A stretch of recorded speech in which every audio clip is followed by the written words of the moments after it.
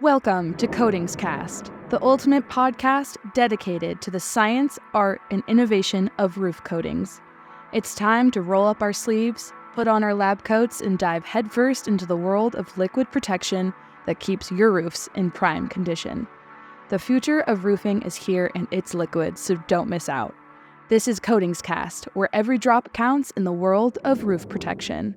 Hello and welcome to Coatings Coffee Shop, CoatingsCast. This is a podcast talking about coatings, but also other great things. And in fact, I was recently at a Roof Coating Manufacturer Association meeting and was so lucky to be able to listen to Lisa Ryan, who was a keynote speaker, talking about gratitude, culture, and how important that is right now for what we're dealing with in the labor shortage. So I thought, let's invite Lisa onto one of our coding casts. So Lisa, welcome to the show. It is great to be here, Heidi. Thanks for having me. Oh, you know what? I just thought you were spectacular. I enjoyed your talk at the RCMA meeting so much. Thanks. Yeah, it was such a good group.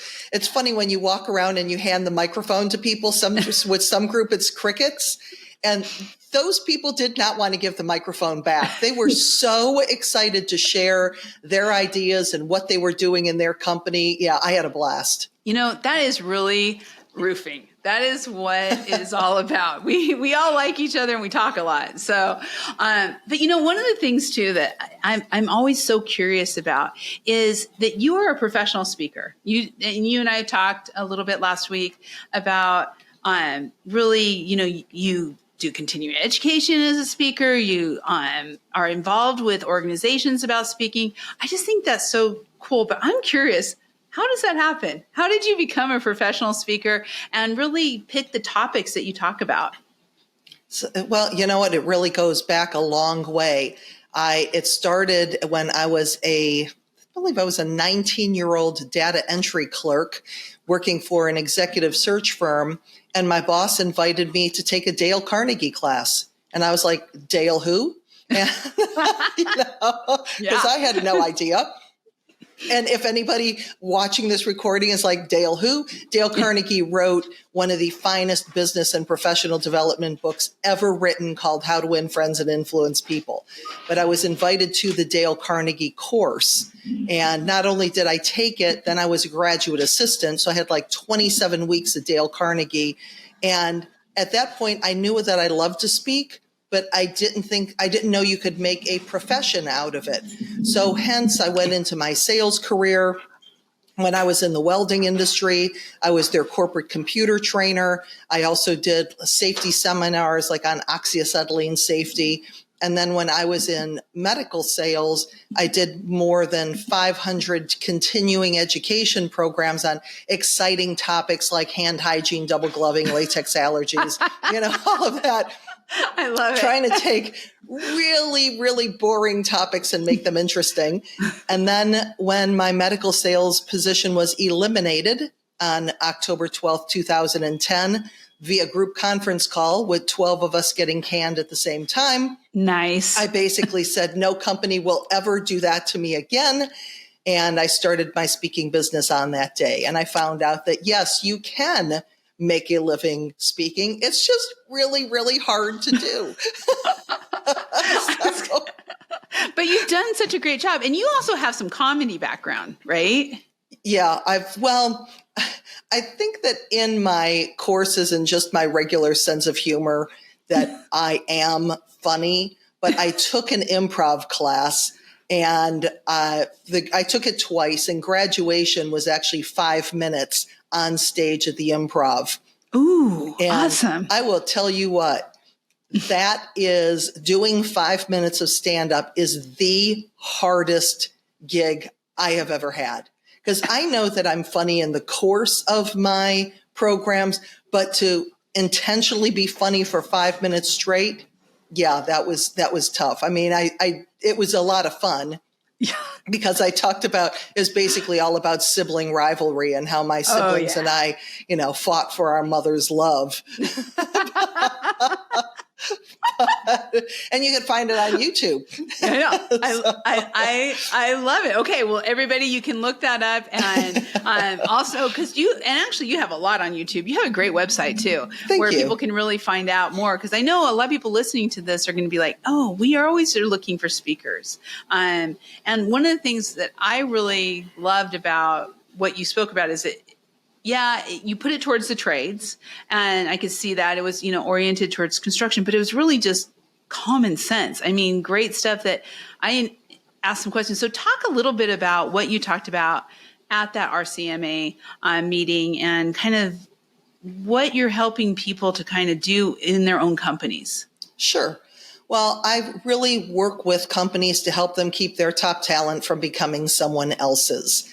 And there's no better time than right now in this post-pandemic economy because things really have changed. There's much more personalization and there's different expectations in the workplace. So when we're talking about gratitude strategies or gratagies, it's really connecting with your employees to let them know that, hey, I value you, I appreciate you, I acknowledge the good work that you do. And it's not that as your manager, my job is to point out all the things you're doing wrong and to, point out how you're screwing things up, but rather to acknowledge when you're doing things well. And in most cases, when that happens, your employees do even better.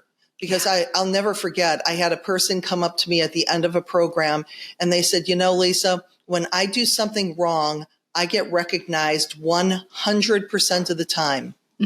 And when I do something well, it rarely gets acknowledged. And we need to flip those numbers. Yeah. So I think that the beauty of it is it's almost giving people permission to have relationships with their employees, to acknowledge them, to find out what they like personally, how many kids and dogs and, about their spouses and about their likes, because they're looking for personalized attention. There's no one size fits all approach anymore. Well, one of the questions I asked during your keynote was, can you say thank you too much? Because I've had people in the past who say, you're always saying thank you. You don't need to say thank you that much. But I am kind of the mind, I don't think you can say thank you enough. And you kind of reinforce that for me. But do you hear that from other folks that there's too much or that people don't believe you? Yeah, because what happens is that, and especially when you have in more male-dominated industries, sad to say, but they say that, oh, if I thank my guys for doing a job, they're just going to get all cocky and want $1 an hour raise and, and it's like, as long as you're being specific, because if you look at this and, this is just, okay, something I have to check off a list. Okay, I got to thank 5 people today. All right, thank you, thank you, thank you, thank you, thank you. Check was at 5. Then no. But if you're being specific, hey, I really appreciate the fact that you stayed, put in that 2 hours of overtime so we can get this roof put on. That helped out a lot. The customer was happy. And some people would be like, well, why would I thank them for putting in overtime? I'm paying those people time and a half, for goodness sake. It's like, well, what happens next time when you need them to pony up and stay a little bit late? Either they're going to be like, you know what? They acknowledged me last time that I did that. Sure, I'm happy to help. Or they'll be like, I got a hot date. I'm out of here. Yeah. Because it's not always the money. And money is a big thing, but it's not the only thing. So it's just really focusing. So the answer, and research actually proves this too, that as long as you are being specific and authentic, because when you're not authentic, your employees will see right through that, you cannot thank people too much. Yeah, I love that because I want to be thanked. I want to be thanked for hard work. And so I think, if you just look at what you want and try to apply that to other folks, it do good unto others. It makes sense. I think one of the things too that I'm finding, so I'm on a lot of boards, you and I kind of talked about that. I do go through a lot of different meetings and stuff, but I love the trend that I'm seeing of associations starting to do more training around this, around the culture, retention of employees. And I know you speak at a lot of different association groups. Can you kind of talk about the importance of associations providing this kind of continuing education and coaching like you provide on culture, but on really overall? Yeah, in a lot of cases, when you're looking at industrial trade associations, the technical part of the job is very important. What are the new technologies that are coming in? What should people know about new products and new ways to do their business? But if you don't have the people skills to connect with your people and to build a workplace culture that not only keeps the people that you have, but attracts people to come to you, there's a really good chance your business is not going to survive.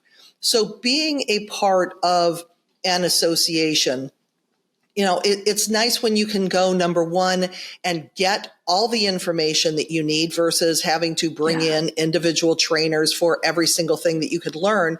But the other magical thing about being in an association is that you have your peers there.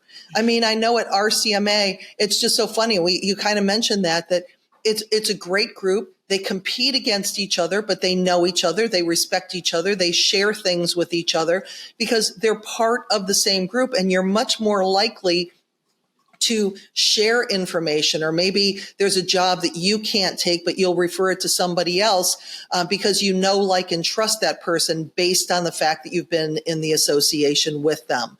So I always, when I'm working with associations, there's some of them that, they stick strictly to technical topics, and I think that that's great. I also think that they're missing a large percentage of how they can help their members even further by giving them the people skills, because they might have been called soft skills in the past, but there ain't nothing soft about it. You are so true. It's hard. Yeah. Okay. Along that lines too, then, and I don't know if you've been seeing this with other associations, but I'm on another board, and I know they're going to be doing some leadership training with their executive team, actually bringing coaches in just to meet with their executive board and start doing training. What are you seeing around that as kind of a new trend? Maybe it's not new, but a trend within associations? Well, again, there's that whole thought that leaders are born, and no, they're not. Leaders are not born. They are groomed. They are trained. There's some people that will have more of a natural knack to lead people because of the way they're wired and their interpersonal skills. But as far as, getting your leadership team on the same page, because if you have more than one manager, you have more than one personality. You have more than one way of doing business. And a lot of times, if you've promoted one of your best hourly workers to a supervisor position, you have just created your worst supervisor without training.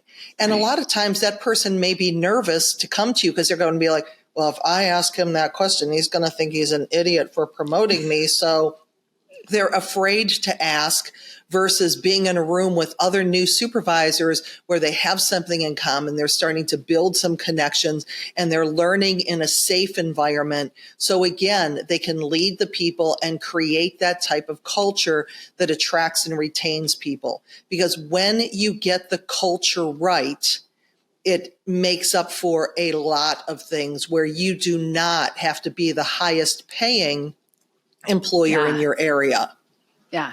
Culture and offering things that matter, I think, is so important. The benefits that matter. And that may be remote working, being able to take time with your family, all of those things. We're seeing the same thing as they're coming through. And that kind of leads me right to my next question, which is, cultural trends that you're seeing in 2024. What are some of the things that employees are looking for from employers? Well, you mentioned it already. One of the things is that remote work is no longer a nice to have. It's an expectation. Yeah. Now, I should say remote work or flexibility, because if you're sitting there going, well, it's not like we can put on roofs from home. It's not like we can, it's not like, we can manufacture products from our employees' home. But what can you do? That was one of the things that we ask ourselves questions that we wouldn't have thought of asking ourselves before the pandemic, where you never would think of putting remote and manufacturing, or flexibility and manufacturing in the same sentence. But now your new workers coming into the workplace, it's an expectation. So can you go to split shifts? Can you go to a 4-day work week? I had one when I spoke at the IRE a couple of years ago, which we're going to talk about that, but I'll be back. Yeah.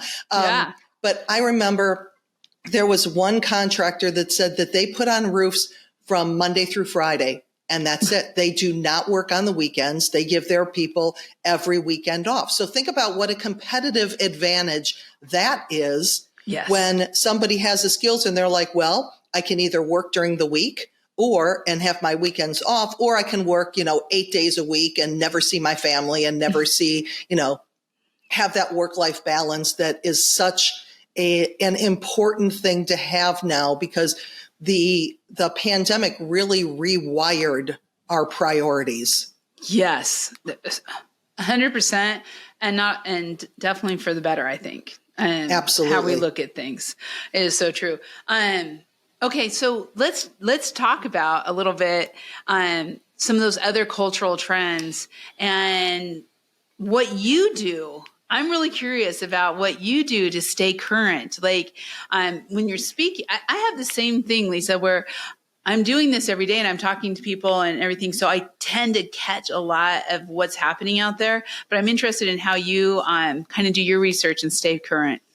Oh, sure. Well, and it's not only from, meeting with my clients beforehand, finding out about their audience, interviewing members of their leadership team or people on their boards to just kind of find out what is specific to that group.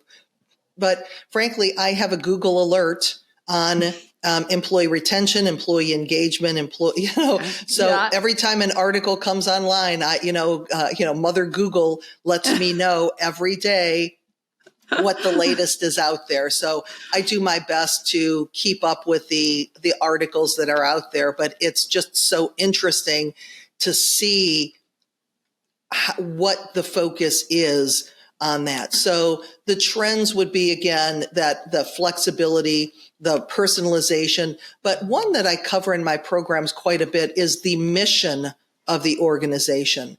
How is it that you make a difference? How do you make a difference in your community, in your city, in your state, in your country, in the world?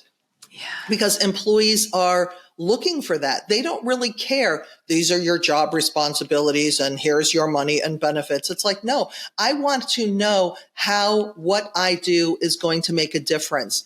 And when employees are coming to interview with you, you are not just interviewing them, my friends. They are interviewing you. Right. And so it's a whole different, like almost a sales pitch that you have to figure out. What differentiates my company? How do we make a difference? Why would somebody want to work for us? And going again beyond the money. Mm-hmm. So mission is very, very important. Yeah, I found the exact same thing. In fact, earlier, so I'm going to circle back a little bit, because earlier when you were talking about, this new supervisor who really needs to be in a room with other supervisors so they can learn as they go, I'm seeing the same thing. And this has always been this way, but we just talk about it more now. But with the new generation, that they need to be attending association meetings. They need to be attending trade shows. They need to be attending trainings with their peers so that they can learn. What are you seeing with this, our Gen Zs, our millennials, and kind of how they're changing expectations overall in the workforce?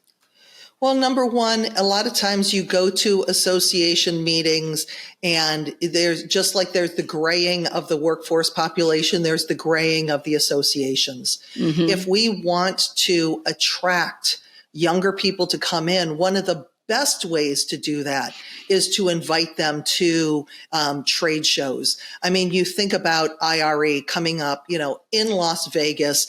Yeah. It's a phenomenal event. You get to see so many new technologies and meet people in the industry and see what products are being marketed and see the new technologies. But think about it from a recruiting standpoint. Because, you get back from the show and the following Friday, your worker's going to be at the bar talking to their friends and they're going, just got back from Vegas. What do you mean you got back from Vegas? Oh, I got to go to a trade show. You got to go to a trade show you got to go to Vegas for free?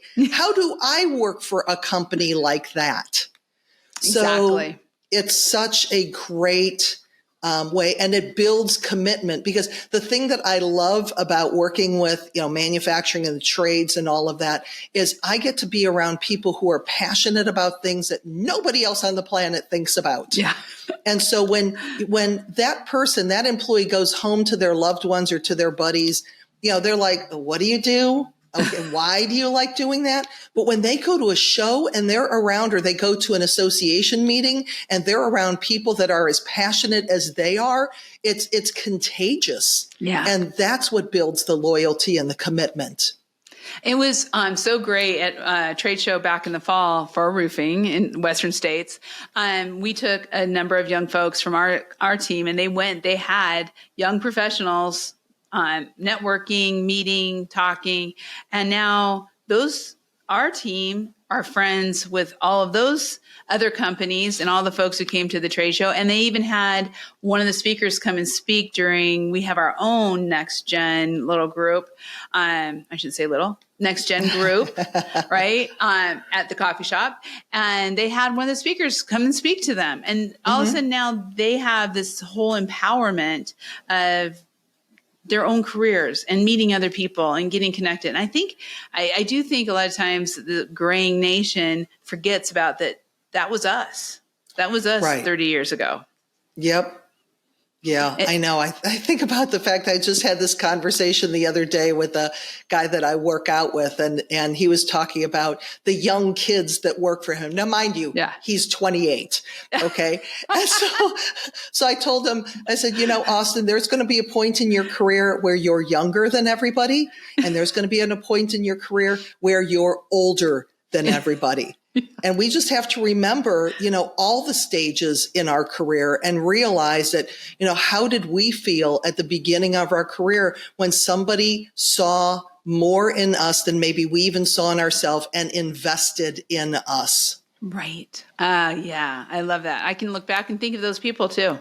Yeah. Which is so great. And then you just want to be that going forward. So, okay, speaking of investing, we're going to encourage everybody, as many people, we are doing that all the time now, to go to IRE, to really be a part of it, to see what's going on. So talk to us about what you're going to be speaking about at IRE and when. That is, I know it's Wednesday morning, I think from 7:45 to 9:15. Sounds right. You got the lovely early spot. You know what? And I used to be afraid of that spot, especially if it was the morning after, the big party. I would look at that as the speaker hazing slot. Yeah. But actually I have found that it's such a good spot because it kicks off the day on a positive note.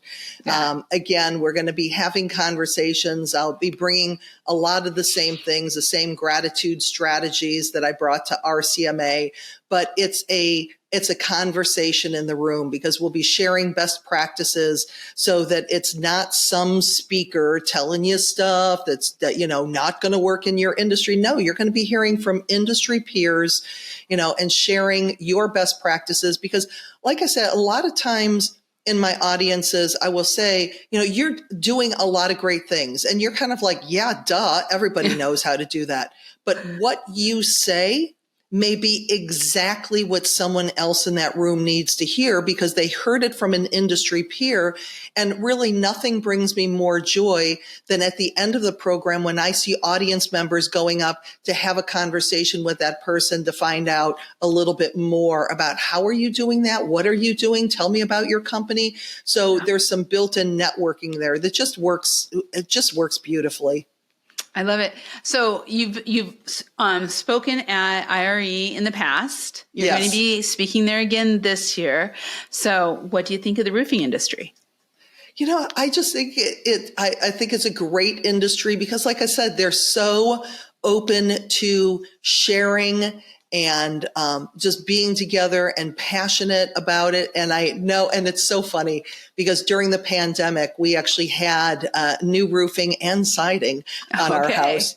And It was a great experience all the way around. But the funny thing about it is my husband was kind of like, well, he was on furlough because it was the pandemic. And so he was kind of the old guy that was taking care of these guys. I mean, he would have coffee and donuts for them in the morning. He would cook them lunch on the grill. I mean, it was just, he took such good care of them. And because of that, they did amazing work. So it was such an affirmation of the fact that, how you treat people is the way that they're going to turn around and treat you. So we had beautiful work. I mean, they didn't leave a nail in our grass. That's awesome. Everything was cleaned up perfectly. So it was it was a great experience. And just changing, I think the other part that's important to me is really changing the conversation to encourage people to go into the trades, to know that that is a great way to make a living. It's an honorable profession, and we really need to change the conversation around it. It's not an either or, it's an and when it comes to career paths. Agreed. The programs that are out there right now, Skills USA and all the CTE, continuing technical education, so important for our industry. And I think I've been doing it 30 years. I think roofing's pretty cool. So yes, it is. It is. Well, Lisa, thank you so much. So I would love for you to how can people get a hold of you and how can they engage with you? I mean, obviously through public speaking, but you also do corporate coaching. Kind of tell us a little bit about that and how people can get started if they want to. Sure, absolutely. Yeah, my website is lisaryanspeaks.com, and there's a lot of information there. I also post regularly on LinkedIn. I'm pretty prolific there. I like to say I'm the number one Lisa Ryan on LinkedIn. Yeah. So hopefully you will find that when you do a search. But if I'm number two, just put Lisa Ryan and Grategy. And like I said, I do a lot of posting there. As far as the things that I offer, the thing that I found is with my keynote, everybody is, they're inspired, they're excited, they're ready to take on the world. And then they go back to the shop on Monday. Life slaps them upside the head and all that stuff goes out the window. Right. So I really look for ways to continue the relationship with reminders. I have a lot of videos. I work with my clients in different ways. With some of them, we'll have my weekly videos that will come directly to them. Some of them, it's a monthly video and a program that goes along with them. Sometimes we'll do Zoom follow-ups. So it really just depends, because I know a lot of times it's difficult to get people from the field all together for a training, which is why there's also the online opportunities to do that. So because everything's recorded, so it's easy enough to go back to it. But I really like to put together customized packages that work with my clients. And again, keep that conversation, keep that energy flowing so that we really can change the culture one thank you at a time. I love it. Lisa, thank you so much for being on this CoatingsCast. You are very welcome, my friend. It is awesome. And we will be seeing each other again, definitely at IRE, but hopefully for some more of these too down the road. So thank you so much. And thank you everyone for listening. How great was this? It was, I just tell you, it's great information. Please check out Lisa's website and get that information. Also, more than anything, register for IRE and go to her class. That is going to be phenomenal. So thank you again, Lisa. You're welcome. Thank you. And everyone else, thank you so much for listening. Please check out all of our CoatingsCast podcasts underneath the RLW navigation on Coatings Coffee Shop or on your favorite podcast channel or YouTube station. Be sure to set your notifications and don't miss a single episode. We'll be seeing you next time on CoatingsCast. Thanks for joining us on this coding adventure. Stay tuned for more episodes, and in the meantime, be sure to follow us on all social media to stay up to date with all things roof coatings. Until next time, stay coated. For more information, go to coatingscoffeeshop.com.